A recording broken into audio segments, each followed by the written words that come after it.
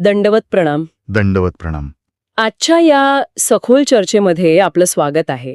आज आपण एका अशा विषयावर बोलणार आहोत जो केवळ ऐतिहासिक नाहीये, तर तो खूप प्रेरणादायी सुद्धा आहे. नक्कीच. आणि हा विषय असा आहे जो थेट माणसाच्या मानसिकतेशी जोडलेला आहे. अगदी बरोबर.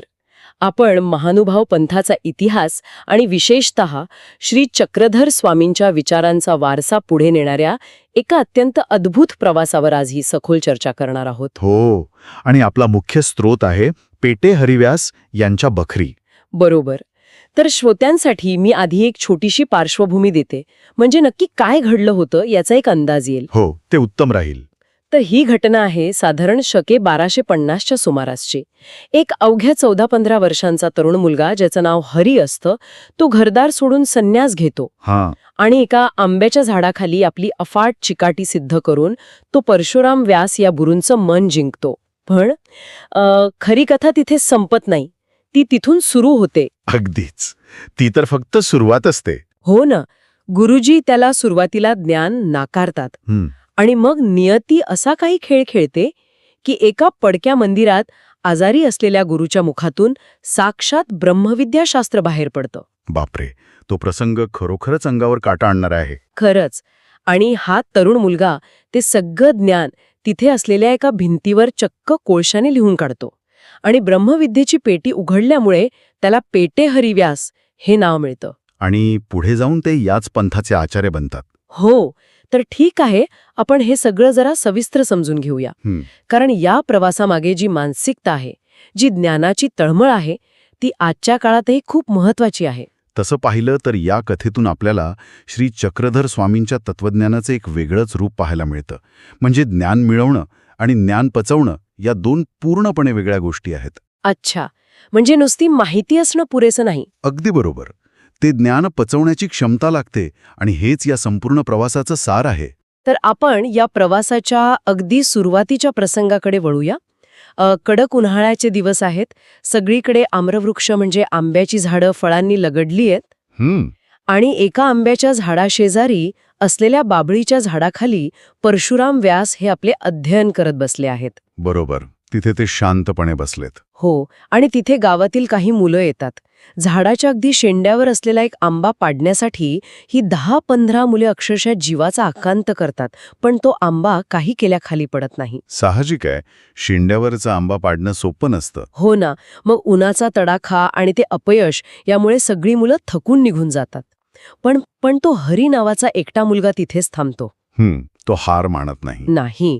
तो न थकता प्रचंड एकाग्रतेने दगड मारत राहतो आणि अखेर तो आंबा देठापासून तुटून खाली पडतो. क्या बात है. म्हणजे आजच्या काळात विचार केला तर आपण एखाद्या अत्यंत कठीण प्रवेश परीक्षेची तयारी करतो किंवा एखादं मोठं व्यावसायिक आव्हान असतं. अगदी बरोबर. लोक सोडून देतात, पण आपण चिकाटीने ते मिळवतो. तशीच काहीशी ही अवस्था होती. हो. इथे त्या मुलाची एकाग्रता बघा. बाकीची मुले कंटाळाली, कारण त्यांच्यासाठी तो फक्त एक खेळ होता किंवा एक तात्पुरता हव्यास होता. पण हरीसाठी ती एक ध्येयपूर्ती होती. त्याचं लक्ष फक्त त्या फळावर आणि स्वतःच्या अचूक प्रयत्नांवर होतं. हो. पण मला इथे एक गोष्ट खरंच खार खटकते. म्हणजे मी विचार करत होते की काय? जेव्हा तो मुलगा एवढी मेहनत करून तो आंबा मिळवतो आणि घरी निघतो, तेव्हा हे सर्व पाहत असलेले परशुराम व्यास त्याला हाक मारतात. बरोबर. आणि थेट विचारतात की तुझ्याजवळील हा आंबा मला देतोस का? म्हणजे मला हे थोडं अन्यायकारक वाटतं. अच्छा, तुम्हाला असं का वाटतं? कारण त्या मुलाने अक्षरशः घाम गाळून ते फळ मिळवले आहे आणि गुरुजींनी क्षणाचाही विचार न करता ते मागून घेतलं. हे एका अर्थाने त्या मुलाच्या कष्टाचं अवमूल्यन नाही का? हो. आजच्या जगात कुणी असं केलं तर आपण त्याला शोषणाचाच प्रकार म्हणू. हो.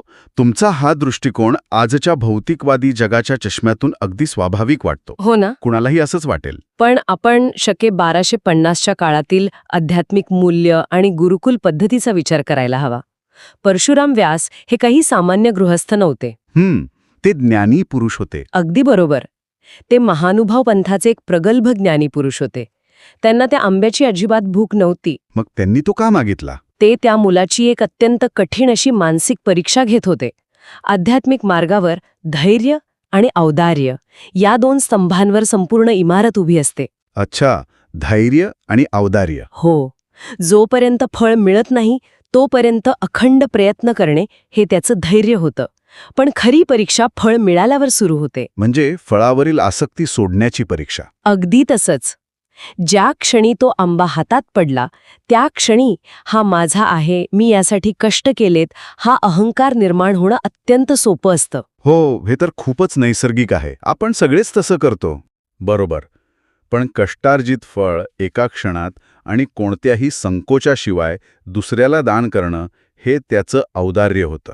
बापरे, म्हणजे फळावर किंवा स्वतःच्या कष्टांवर कोणतीही आसक्ती नसणे. हो, आणि हेच संन्यासाचे पहिले आणि सर्वात महत्वाचे लक्षण आहे.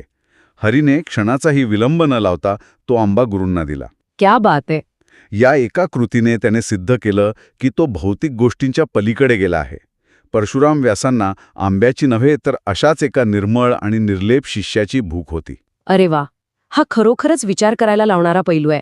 अहंकार शून्य असणे हीच ज्ञानाची पहिली पायरी आहे. नक्कीच. आणि मला वाटते याच घटनेमुळे प्रभावित होऊन परशुराम व्यासांनी त्याला आपल्यासोबत राहण्याविषयी विचारले असावे. हो, त्यांनी त्याच्या आईवडिलांना धर्मोपदेश केला आणि त्याला सोबत घेतलं. आणि विचार करा, वयाच्या अवघ्या 14-15व्या वर्षी या बालकाने आपल्या कुटुंबाचा, आईवडिलांच्या ममतेचा त्याग केला. सोपं नसतं ते. अजिबात नाही. त्या वयात घरदार सोडणे आणि एका अनोळखी गुरूंसोबत अज्ञात प्रवासाला निघणे यामागे केवढं मोठं मानसिक धैर्य असेल. ती एक प्रकारची संपूर्ण शरणागती होती. आणि ही शरणागती केवळ गुरूंपुढे नव्हती तर ज्ञानाच्या शोधापुढे होती. पण आता इथेच हा विषय खऱ्या अर्थाने रंजक होतो. या कथेत एक मोठा विरोधाभास निर्माण होतो इथे. कसा काय? बघा, या मुलाने ज्ञानासाठी सर्वस्व सोडलं. पण जेव्हा प्रत्यक्ष शिक्षणाची वेळ आली तेव्हा परशुराम व्यासांनी त्याला फक्त थोडेफार मराठी शिकवले. महानुभाव पंथाचं जे मूळ सार आहे, जे ब्रह्मविद्याशास्त्र आहे, ते मात्र त्याला शिकवण्यास स्पष्ट नकार दिला. कारण गुरुजींच्या मते तो अनाधिकारी पुरुष होता, म्हणजे अपात्र होता. बरोबर आहे. त्यांनी त्याला लगेच ते ज्ञान दिलं नाही. मग मला सांगा, एखाद्याने तुमच्यासाठी घर सोडलं आहे आणि तुम्ही त्याला मुख्य ज्ञानापासूनच वंचित ठेवता. हे तत्कालीन व्यवस्थेचं एक प्रकारचं गेट कीपिंग किंवा ज्ञानाची मक्तेदारी प्रस्थापित करण्याचं उदाहरण नाही वाटत का? असा दुजाभाव का करत असावेत गुरु? हो, आधुनिक परिप्रेक्ष्यातून पाहताना हे नक्कीच ज्ञानाची मक्तेदारी किंवा गेटकीपिंग वाटू शकतं. पण आपण यामागचं मानसशास्त्र समजून घेतलं पाहिजे. अच्छा. तत्कालीन परंपरेचे नियम वेगळे होते. महानुभाव पंथात श्री चक्रधर स्वामींनी दिलेलं ब्रह्मविद्याशास्त्र हे केवळ माहितीचं संकलन नव्हतं. ते एक अत्यंत सखोल, ऊर्जावान आणि जीवन बदलून टाकणारं तत्वज्ञान होतं. प्राचीन भारतीय परंपरेत अधिकार किंवा पात्रता या संकल्पनेला अनन्यसाधारण महत्त्व होतं. म्हणजे पात्र असल्याशिवाय ज्ञान द्यायचं नाही. हो, कारण अपात्र किंवा मानसिकदृष्ट्या अपरिपक्व व्यक्तीच्या हाती हे उच्च ज्ञान गेलं तर ते पेलवलं न गेल्यामुळे त्या व्यक्तीचं स्वतःचं नुकसान होऊ शकतं. बापरे. किंवा त्या ज्ञानाचा विपर्यास होऊन संपूर्ण समाजाचं नुकसान होऊ शकतं. म्हणजे तो अल्पवयीन होता म्हणून गुरुजींना त्याची पात्रता सिद्ध होईपर्यंत वाट पाहायची होती का? अंशतः ते खरं आहे. तो अल्पवयीन होता, कधीही घराच्या आठवणीने पळून जाऊ शकला असता.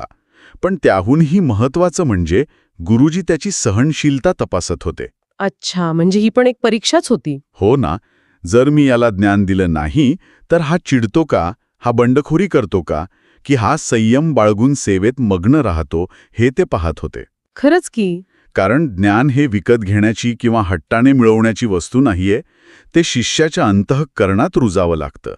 आणि हरीने कोणतीही तक्रार केली नाही. हां, तो अत्यंत संयमाने आपली वेळ येण्याची वाट पाहत राहिला. अगदी बरोबर. आणि ती वेळ अत्यंत अनपेक्षितपणे एका गूढ प्रसंगातून त्याच्या आयुष्यात आली. कथानक इथेच एका सर्वोच्च बिंदूवर पोहोचतं. तो प्रसंग खूपच अद्भुत आहे. हो, एके दिवशी हे गुरु शिष्य एका खांड देवळात म्हणजे एका पडक्या मंदिरात विश्रांतीसाठी थांबले होते. अचानक परशुराम व्यासांना महाज्वर येतो. महाज्वर म्हणजे खूप भयंकर ताप. हो, त्यांच्या अंगाची लाहीलाही होऊ लागते. आणि त्या तापाच्या भयंकर तंद्रीत, अर्धवट शुद्धीत ते अचानक ब्रह्मविद्याशास्त्र बोलू लागतात. बापरे. जे ज्ञान त्यांनी इतके दिवस अत्यंत जाणीवपूर्वक हरीपासून लपून ठेवलं होतं ते त्यांच्या नकळत एका प्रवाहासारखं त्यांच्या मुखातून बाहेर पडू लागतं. हा प्रसंग केवळ नाट्यमय नाहीये, तर मानवी मर्यादा आणि वैश्विक ऊर्जेचा संगम आहे. नक्कीच. एका आजारी गुरूच्या मुखातून निर्जन ठिकाणी तत्वज्ञानाचा असा स्फोट होणे हे सामान्य नाहीये. पण इथेच खरी गोम आहे. मला हे पटायला थोडं कठीण जातं की एका 14-15 वर्षांच्या मुलाने हे सर्व केवळ ऐकून कसं काय आत्मसात केलं असेल. हा एक चांगला प्रश्न आहे. कारण आजूबाजूला काहीही नसताना त्याने तिथला एक जळालेला कोळसा उचलला आणि ते सर्व ज्ञान त्या देवळाच्या ओबडधोबड भिंतीवर लिहून काढलं. बरोबर. हे कसं शक्य आहे? ही केवळ पाठांतराची किंवा काय म्हणतो आपण त्याला फोटोग्राफिक मेमरीची कमाल होती का, की यामागे काही वेगळंच विज्ञान आहे?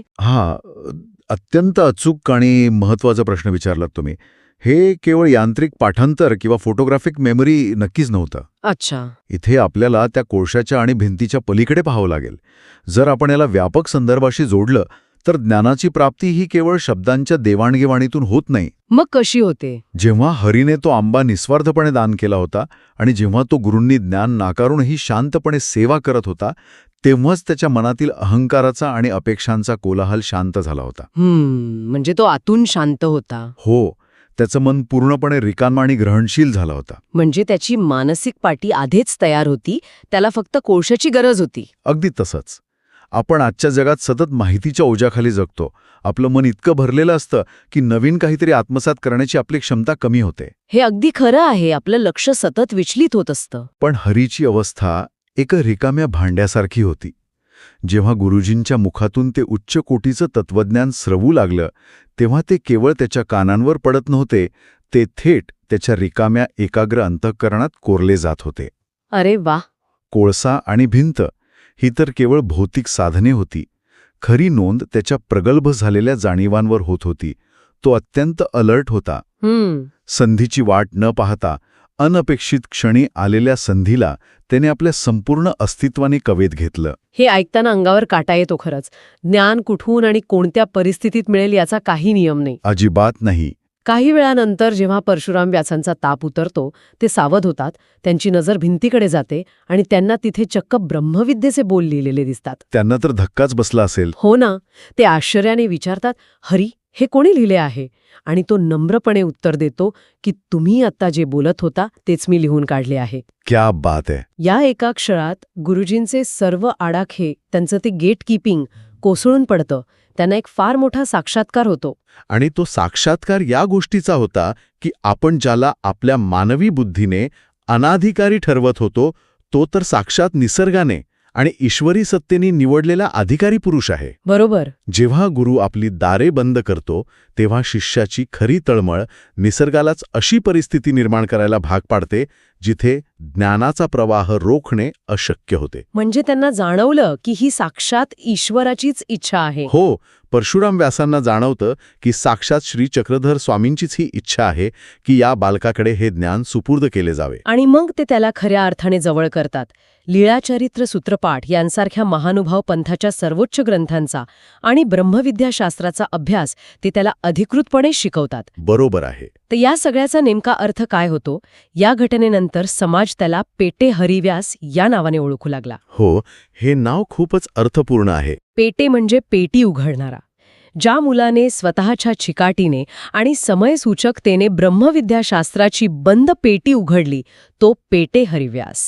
अगदी समर्पक नाव आहे. आजच्या काळात आपल्याकडे इंटरनेटच्या माध्यमातून माहितीच्या लाखो पेट्या उपलब्ध आहेत. पण आपण त्यातून खरंच काही प्रगल्भ ज्ञान घेतो का? आपण तर फक्त माहिती गोळा करण्यात धन्यता मानतो. हे अगदी खरं आहे. हरीकडे काहीही नव्हतं, तरीही त्याने ज्ञानाचं मूळ रहस्य उलगडलं. यावरून एक अत्यंत महत्वाचा प्रश्न निर्माण होतो आणि एक व्यापक मुद्दा समोर येतो. कोणता? जेव्हा व्यवस्था एखाद्याला अपात्र ठरवते, पण ती व्यक्ती स्वतःच्या कर्तृत्वाने, संयमाने आणि सजगतेने स्वतःला सिद्ध करते, तेव्हा ती किती मोठी झेप घेऊ शकते? खूपच मोठी.